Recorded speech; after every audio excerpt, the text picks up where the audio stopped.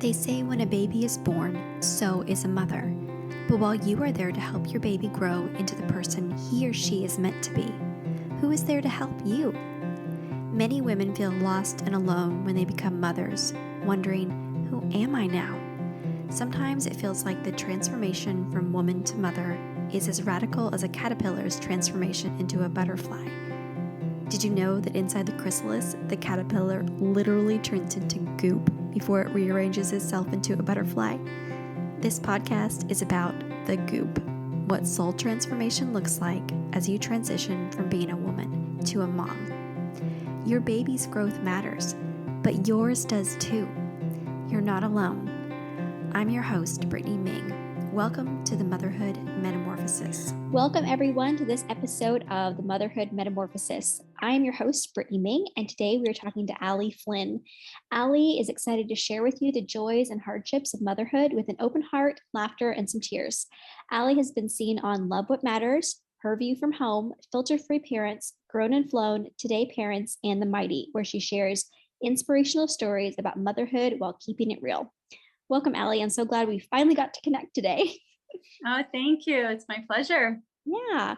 So when we were chatting about a month ago about what we were going to talk about today, you said that a big passion of yours is this idea of not feeling like enough as a mom and how to move forward from that. So I was wondering if you could just tell me your story and why this topic is close to your heart.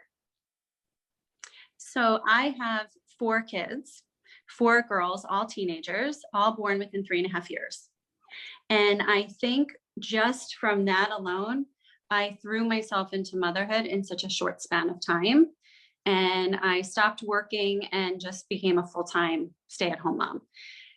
And thank goodness social media was not as prevalent as it is today, because for me to feel that way 18 years ago, I can only imagine how hard it is for moms now. But I think I just put all of these ideas on myself and what I was supposed to be like. And, what types of moms and role models was I supposed to follow? And was I doing a good enough job? And how could I be better tomorrow? And I just found that every single night I was going to bed thinking, how could I be a better mom tomorrow? So I didn't necessarily think about all of these things during the day when I was changing diapers and potty training and driving my kids all over the place. It was more when I had that quiet peace and that quiet place to be, then all of a sudden thoughts just came swirling in my head. How can I be better? Why did I raise my voice today? Was I patient enough? Am I feeding them the right foods? Do we do enough activities during the summer? How many more years do I have until they leave for college, right? So it just kept going on and on and on and on. And I think I just got to the point, I was like, it has to stop. It has to end at some point. And we have to realize that what we're doing is the best that we can at that moment. So when you were having these questions going through your head, was it the idea that like, oh, we had a good day and tomorrow's going to be another good day? Or were you like, I feel like I'm failing every single day and tomorrow I'm going to try to meet that mark, whatever it was? No, I definitely didn't think I was failing every single day. It was more, today was a great day. How can we have it repeat itself and maybe be even a little bit better? But then there were those moments, where let's say tantrums were going on when my kids were little, or even now dealing at times with just disagreements with my teenagers. How did I handle it? Did I handle it in the correct way? And when I recognized that I most oftentimes don't handle it properly in my mind, what can I do differently? And how can I go about it, but without perseverating on it? Yes. Without it keeping me up at night, without thinking that I'm a failure or I'm not good enough, but saying, okay, this is it. This is what it was today. This was real. And how do I move forward from here? Yeah, I think I am finally coming to that place that you're talking to now, because when my kids were little, we had, I had twins right off the bat, and they were twins also. Yeah. Oh, that's cool. So twin girls, right? Yeah. Identical twin girls. Okay. So I have identical twin boys. So oh, wow. That's fun. Yeah. So they're 14 now, but when they were little, I just was like baffled by this boy creature. I'm like, what do I do with you? Like, they were so active. they would literally like wrestle the air. And I'm like, hey, what is happening? Like, you don't even have to wrestle a person. Like my little Ben would like wrestle this Elmo chair we had, and he would just like flop all over the place. And they were so active. And I just didn't know what to do with them. And my husband's like, you need to get them outside. And I'm like, okay, well, that's a revelation. And but I also didn't know that they had ADHD. And I didn't know that my son had autism. So for me, during those beginning years, my narrative in my head was always beating myself up because I thought the reason that my kids aren't listening or the reason that things are so frustrating is because I'm at a fault. Right. And so I think that the way you're speaking about this, about having this, we had a good day and here's how I want to do better. I think that's a really good way to look at motherhood. You know, you're saying how your kids were wrestling and their ADHD and you weren't sure how to manage that. I had my twins fall in line number 3 and 4, and they were painfully shy. So I already had, you know, my 2 other girls who were, you know, very talkative and outgoing and, you know, at a very young age. And then I had my twins who were painfully shy. Also, they didn't speak, and one didn't speak till she was almost 2.5. And dealing with that and why isn't she speaking? What am I doing wrong? And it didn't help that at one point I did go to a speech therapist with my twins. And I sat there and I had actually a speech therapist blame me that my twins weren't speaking because I was told I had too many kids too close together and they were weeding out information in my voice of what was important. Needless to say, we did not go to that speech therapist again. That's really so that was really hard. And I remember coming home and crying to my sister because I was blamed. So those thoughts that I was already feeling, someone actually then told me it was my fault and I wasn't doing a good enough job as a mom. So then I didn't know how to navigate that. Right. And I couldn't get that out of my head of this is why my kids aren't speaking. And this is why my kids are really shy. And, you know, then working with other professionals, you know, then I realized, wait, this isn't my fault. You know, there's a whole slew of reasons that this is happening. And so I think that's hard, you know, because you already have those thoughts, but then if you happen to come across somebody who does blame you for something, oh boy, it like piles the load on even more. I think motherhood and fear, just like our companions. And like the moment we get pregnant, we have this fear of like, I want this to go well, but what if I lose the baby, or like, what if I'm not a good mom? Like all these thoughts are just in our head. And I think that that companion of fear just walks along beside us. And sometimes it's a companion and sometimes it's a master. And I know that when in my very young motherhood, like fear was just like that master over me of like, what if I'm not enough? What if I'm not enough? And I was trying my best and doing everything I knew how to do to be a good mom, but it still wasn't enough because I didn't know the truth of what was really going on with my kids. So now I look back and I'm like, well, of course we were struggling. We needed extra support to like help these kids thrive. But at that time, like I was just like heaping condemnation on myself. And when someone else echoed those same fears or confirmed what I was already afraid of, or even didn't confirm, like I was like, if the preschool teacher says something, then I'll really know something's going on. Or if the pediatrician said something, then I really know what's going on. But I wasn't trusting like my own gut to say, I think there's something going on here. Right. And so I was looking. That's a big one. Trusting your gut. Yeah. So I wasn't listening to my own intuition and fanning that flame within myself. I was waiting for somebody else to tell me what to do. Right. So I think that I waited a long time, but at the same time, those feelings of not feeling like enough just like compiled and compiled and compiled. And I just felt like I was in this state of failure all the time until we started getting some answers. Right. Yeah. And then I think we put it on to every other aspect of our lives, or at least I started to, right? Like I would question myself and say, oh, am I not good enough with the activities that I did with my kids on the weekend, right? Was that not enough for them? Am I not providing them with enough? Or am I not enough because my daughter is now struggling with some anxiety, right? Is that my issue? Meanwhile, I know that's not my issue, but there's all these sort of fake thoughts that go on in our minds, right? Yeah. And just one day I remember saying like it has to end. Mhm. This is not healthy. And not only does it have to end for me, but also for the people around me, because we're all doing it silently, or some of us are sharing about it and being transparent. But it has to end with moms thinking that, what they're doing. Our kids look at us at the end of the day and they think we are like these wonderful beings most of the time, even when it's a day that we think we have completely had epic failures. Mhm. So when you said this has to end, that was like a shift in your mind. So tell me, like, what did you do after that day or after that thought? Like, how did you move forward? Well, I think part of it was for me was that it was coming out in different areas of my life. I started to think like, not only am I not parenting well, and now my kids are teenagers. So realistically, this whole epiphany for me started maybe 2 years ago, because I allowed this to continue. And there was just one day I remember saying, okay, so not only am I feeling this way as a mom, but I'm feeling this way about how I'm sort of keeping things in my house. I'm feeling this way about myself personally, that I haven't gone back to work. And what am I going to do? And I felt not enough for myself as well, and sort of unfulfilled, but in all these areas. And I sat in my kitchen. Everyone was at school. My husband was at work. And I used to be an English teacher. So I took out pad and paper and my pencil, and I just wrote down, how am I feeling? What am I feeling not enough within this certain areas of my life? And how could I potentially change it? Hmm. So I really had two columns going.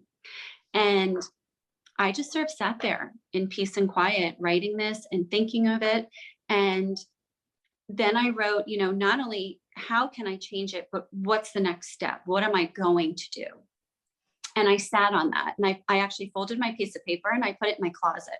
I have a little shelf in my closet, and I put it there probably for about 3 or 4 months. Hmm. And then ironically, COVID hit. And now all my kids were home and I was home all the time. My husband was still able to go to work. And, there was only so much laundry and organizing that I could do in my house. And again, I was just feeling not enough for me personally. I felt like I wasn't doing enough for my kids now, because they were home, but they're in my home, but yet we're disjointed because they were all up in their own rooms doing their Zoom calls. And I took out my list and I just said, okay, this my way of feeling complete within this whole world is really going to be by fulfilling myself, which is then also going to fulfill my children more. Hmm. And I think that for me personally was the root of the issue. Hmm. I think I blamed myself for all these little things in my kids' lives, and I didn't do this well enough, or perseverating on this thought of something I said to them. But it was really because I was feeling a little incomplete. Mhm. So my big thing was going back to writing.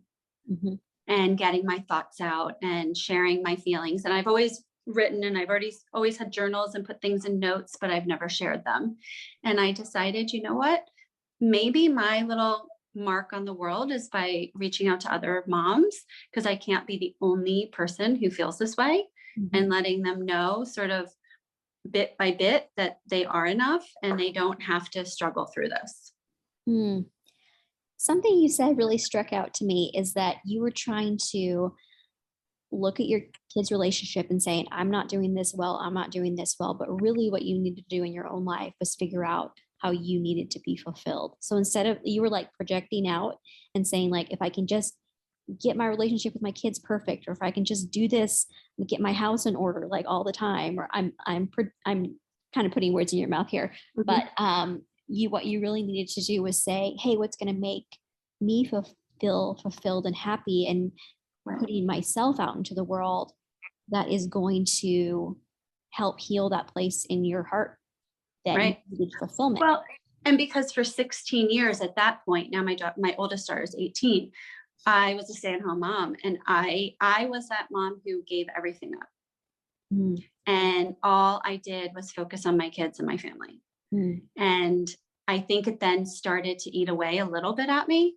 because I wasn't taking care of myself, but I was taking care of everyone else. But then I was getting resentful. Why isn't anyone taking care of me? And then when things weren't working out necessarily as planned or how I envisioned, then I just became really frustrated.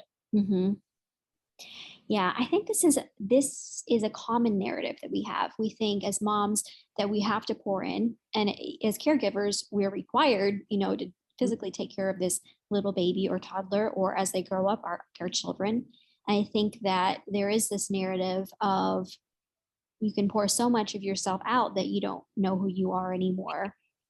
And I think that's so common because caregiving requires so much physical and emotional and mental work that there are seasons where we pour out a lot. And I think that we do get to that place of like being empty, and then we have to stop and reconsider. And that's not like we can't stop caregiving and be like, I have caregiven enough. Right. Let me stop now and like focus on myself. Like the pendulum can't swing completely in the other direction because we still have to like take care of our families. Right. So, I mean, it sounds so cliche, but I mean, truly, if that cup is dry, which mine was almost dry, there's nothing more to give. Yeah. I think that we still give, but resentment fills up our cup. Yes. Because it's not like we're not making dinner anymore or we're not doing their laundry anymore. Like we still give, but instead of like bringing the best version of ourselves to our families, we're just bringing like the crappiest version of ourselves because we're full of resentment and full of like sadness. And that's what's driving us instead of like creativity or joy or love or the desire for connection. So I really like what you did about saying, okay, I have to stop and I need to reflect. And you wrote down those ideas. And then you came up with an idea that was going to work for you. And I think like reflecting and thinking about what has brought me joy at another time in my life, or what do I want to try to do that I've never done before? Finding those pieces, and sometimes finding that piece of you that was lost for a while because of caretaking for your family, or looking towards what you're saying, the future of something you've always wanted to do, but you just have put it on pause because of being with your family and raising them. And now, I'm also speaking from someone who now has 4 teenagers, so they're all independent, and yes, they rely on me, but it's a very different dynamic. So there is more time for myself. So there's more time for reflection, and there's more time to put forth the hours that go into, sort of working on yourself. I think when my kids were really little, what helped me when I got to that resentment place where like that's what was coming out of me, or even depression or like anxiety on, level 9, was I started thinking about what does a good day look like for me? Like when I have a good day at the end of the day, and I say, that was a good day, like what happened during that day? And I realized that if I had a connection with a friend, like we met at a park or we had a play date or like whatever it may be, like I connected with another person, I did yoga, I drank enough water, and I fed myself like good food, like food that I like to eat, not like a leftover chicken nugget, like not like adult food. Yeah, like I actually ate, a Panera sandwich and a cup of soup, like something that like I was like, oh, that was good, something that's small. And if I read, like I like to read, or if I wrote something. So I'm like, all these elements for me add up to a good day.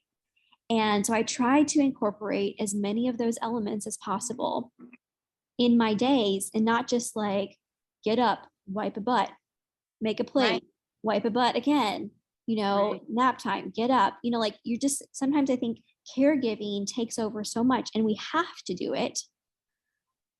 But I think when we get to that place, that empty place, we have to remember, how can I take care of myself and what makes a good day for me? And then incorporating as many of those as possible. And sometimes you can't. Sometimes you can only do And one. I think that's what happens to a lot of young moms with the young babies and toddlers. It's very hard to find that time, right? Sometimes it's almost impossible between, like you're saying, the naps and feedings and, potty training and entertaining and always having to be with your child, right? For safety measures. Yeah. And then, trying to incorporate some activities and things. It's hard to find the time. Yeah. And I remember when my kids were really little, I used to wake up at like 5:30 in the morning just to go on a run while my husband was still home. They were still sleeping. And then by the time I got home, he had showered, then he would leave, and then my kids would just wake up. Yeah. So it was like finding even that little snippet before the whole house woke up.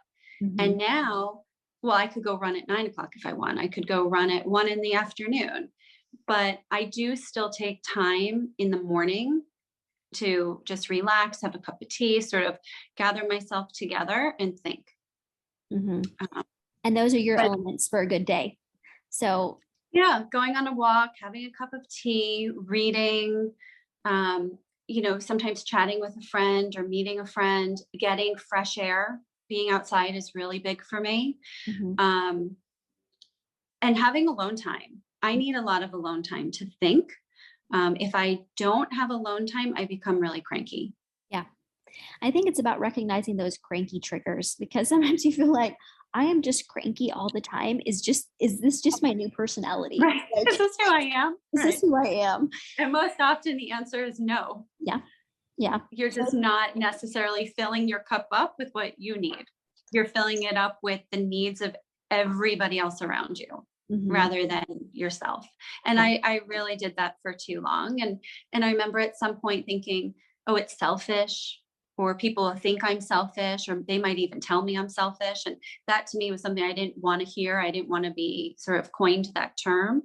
And now I think, oh my gosh, that's so silly. Why did I ever think that? It's not selfish to go on a run, and it's not selfish to, just sit and have a cup of coffee for 15 minutes. Even if you have young kids, you know what? Put the television on for 15 minutes. Or an hour. Drink a cup of coffee, right? Drink a cup of coffee in the other room. You don't have to sit right next to them all the time and do, because eventually you do get hostile. Yeah, this is good. This is good conversation. I think that finding yourself is not just when you don't feel like enough, when you feel like you've lost yourself. It's not just a one-time thing where you're like, now I'm going to choose me. I think it's like a day-to-day process of saying, am I showing up in my life in a way that makes me smile? Like, can I smile about something today if I'm feeling really overburdened by caregiving? Did I choose something today that makes me feel satisfied, makes me smile, and like filled me up a little bit so that I can be a pleasant person with the people that I'm caring for, like my little children or my teenagers or whoever it may be. And I have to constantly remind myself of that, of fill yourself up, make yourself smile, because you're a person that deserves love, and like love yourself so that you can love others and not be resentful and cranky all the time. Well, and sometimes what we also do is we base it on our kids, and we base it on sort of their accomplishments, or sometimes even, well, I'm going to take it on that I'm not enough if my child isn't doing well in school, or I'm not enough because let's referencing teenagers, right? Maybe I found out they went to a party and they experimented drinking. It's me. I'm not enough. What didn't I do for them? Or, I'm not enough because my child's ADHD right now isn't under control. And we put all of these parameters and pressures on ourselves, or, oh, my daughter's anxiety is skyrocketing. I'm not enough. What did I do wrong? And it's so often, it really has nothing to do with us. It's all these outside influences and parameters. And our child, whatever they're struggling with, is not a reflection of if we're enough or not. Yes. 100%. Just on the flip side, our child's accomplishments don't necessarily reveal that we are outstanding parents either. Yeah. I saw a thread on Facebook the other day, and it was this mom who was talking about how important it is to read to your child. And she's like, if parents read to their child, they're going to do well in school. By example, I've read to my child every single day of their life until they were 12 years old. And now they read at a 12th grade level in 7th grade. And I'm like, your child just might be a natural born reader. Right. And it's great that you read to your kid, but like I read to my kid every day too. And He had learning disabilities. So it didn't really like, Right. it had nothing to do No. with me. Like it was a good thing that we read together, 100%. But the fact that my child doesn't read well does not reflect on me. Right. Like that is their lane. This is my lane. I have to keep, like, I have to release my grip on that responsibility or like that avenue that they're traveling. It's not my path. Exactly. Yeah. I mean, I was an English teacher and I'm an avid reader. And you know what? I read to my kids every single night. And I have 4 daughters who absolutely hate to read. Isn't that just like get you in debt? Like, Absolutely. come on, man. Like I have to beg. They do not like to read at all. Yeah. So, does it make me a bad mom? Nope. I did exactly what I was supposed to do. Mm-hmm. Just like I remember years ago with my second daughter actually my first daughter hearing this, like, breastfeed, only breastfeed. So I wound up breastfeeding 2 of my children and my older ones for 8 months each. And my second one has asthma. And I remember reading all these articles. If you breastfeed, no asthma, no allergies. And I was like, oh my goodness, my daughter's asthma. What did I do wrong? Right? I did exactly what they told me. But again, it's not my issue. It's not my fault. It's not that I'm not good enough. So, but if we start to believe every single thing we read or hear, I don't know if I'd ever get out of like a dark hole. Yeah. I think it's so easy to slip into that dark hole, especially in like modern motherhood because of the internet and because of social media and because of all these voices that slip into our heads. And I think that it takes a lot of mindfulness to say no to those voices and to listen to ourselves and our intuition and just say, I'm doing the best I can today. I think that's why conversations like this are really important because we need people talking about this. We need people talking about, hey, you're not the only one to feel like you're not enough. You're not the only one to feel like, I don't know how to have a good day anymore. Like I'm just inundated with responsibility and realizing that there's other women who have traveled this path and you're not alone. And let me help you. Let me hold your hand and like, let's walk forward. So it's like, you don't have to hate your motherhood experience just because motherhood right now is hard in our culture. And I think that if we can have these conversations and like speak truth and lift up women, then I think that we can make her burden a little lighter. And it's about sharing with other moms with transparency rather than making it seem as if everything's perfect, right? I mean, being a mom is beautiful, but there are times that it is brutal also. And it's really challenging on us emotionally and takes a toll. But I have found that the more that I share with my friends about those days that are really hard, I have gained so much more by then hearing their stories, and it finally became like this open door of sharing and openness and saying, yeah, it was awful today. Right. And here's the reason why. Oh my gosh, I had a similar thing today. This is why. And when we were bottling everything in, it made it a lot harder. If no one's talking about it, then you think everything's perfect. Right. And we all clearly know it's not perfect. And it's not that our lives stink or anything like that. It's just some days are really hard. Yeah. And it's okay to say, I'm really struggling, or it's really hard, or, my kid and I are really having an issue with this. Have you ever experienced this? What do I do? I love being able to just even text a friend saying, oh, today was awful. Right. Or like epic mom fail over here. This is what I did. Bet your day was about a lot better than mine. Right. Or tell me something you did wrong. And it's nice to have that. And I've noticed with a lot of my friends, they sort of get this like, oh, okay, I can share. I don't have to bottle it inside. And we can just be ourselves. We don't have to pretend. Yeah, we need that solidarity. We need that. And I think that a lot of times we feel like we can't go first. So I think sometimes if we are the first one to tell the truth, then it opens the door for another person to tell the truth. Right. So if share your story. Yeah. So it's okay. But it can be really scary too. So holding that fear and the desire for intimacy and friendship, those are 2 things that you hold in the same hand, you know, like the fear and the need for friendship. So If people can take that first step, you know, if they haven't yet been vulnerable and transparent, you will see such a profound improvement in your relationships and your friendships mhm, and parts of your friends that you probably didn't even know existed. yeah. And it's such a blessing to hear, but it's so fulfilling as well to know I'm not alone. I'm Mhm. not the only one. And you know what? I am enough.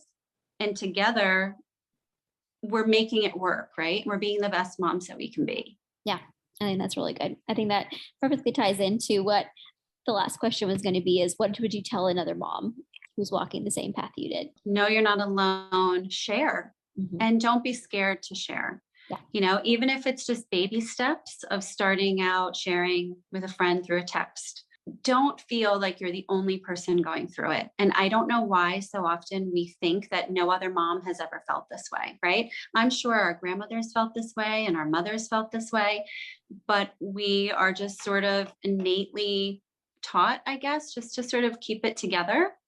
And if you can start to branch out and allow yourself to recognize it's not you all the time. You know, sometimes, yeah, we've made failures and mistakes and we have to own it.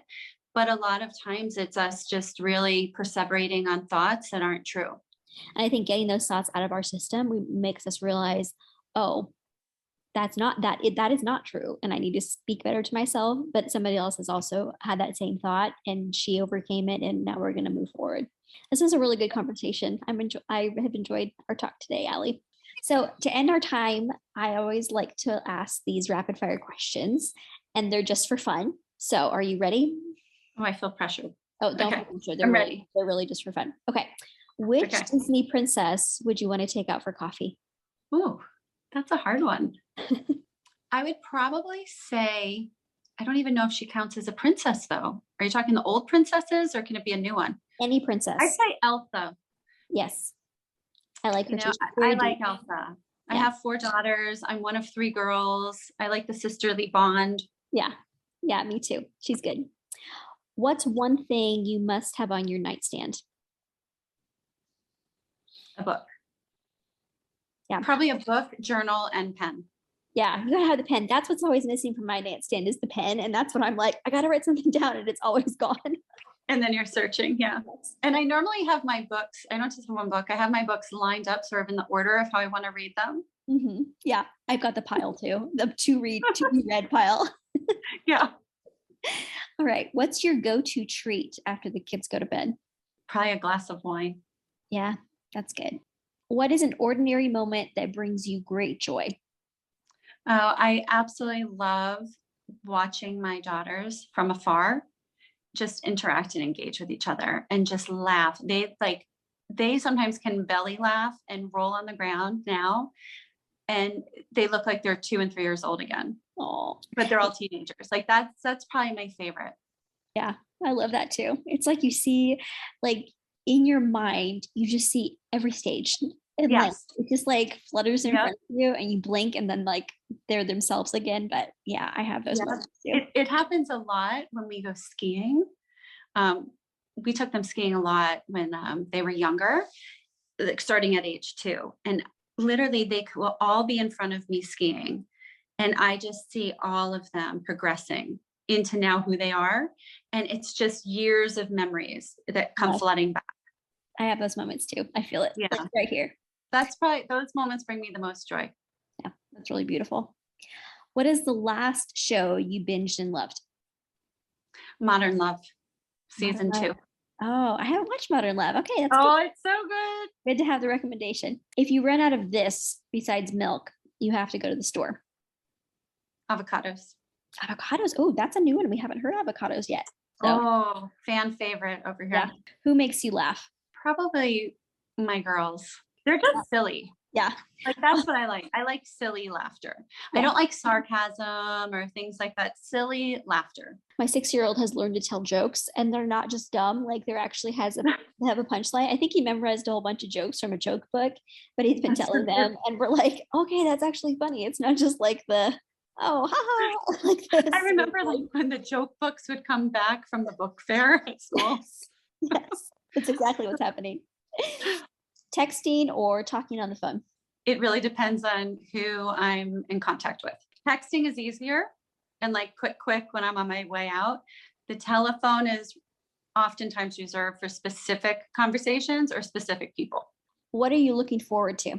Oh, I look forward to my next FaceTime with my daughter who's in college. Oh, When that FaceTime call comes in, I'm so excited. that's really sweet.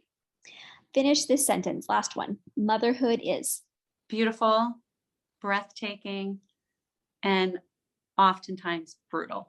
100% agree. All right. If you would like to follow Allie, you can find her on Facebook at Hang In There Mama and on Instagram at the same handle. I hope you guys will follow her page. She's got some great content. I really enjoy following her on social media, so I hope you will too. Thanks, Allie. I'm so glad we could chat today. Oh, thank you so much. It was great. Thank you so much for listening to this episode of the Motherhood Metamorphosis. If you've enjoyed this episode, please hit the thumbs up and subscribe to this channel so you never miss an episode. Next, tell your friends. Podcasts are a slow growth type of social media, so promo works best when it's from person to person. If you know another mom who's in the goop right now, send her a text of encouragement and the link to the episode that is speaking to your heart right now. If you have a story about your own matrescence, the physical, emotional, hormonal, and social transition that occurs when someone becomes a mother, please leave a comment below. I want this channel to be a place where women can build community about the challenges and joys of their own motherhood metamorphosis. Thank you so much for listening today. I hope it encouraged you and gave you some good food for thought. If you ever have any questions, comments, or you'd like to reach out to me personally, you can email me at brittanyaming@gmail.com.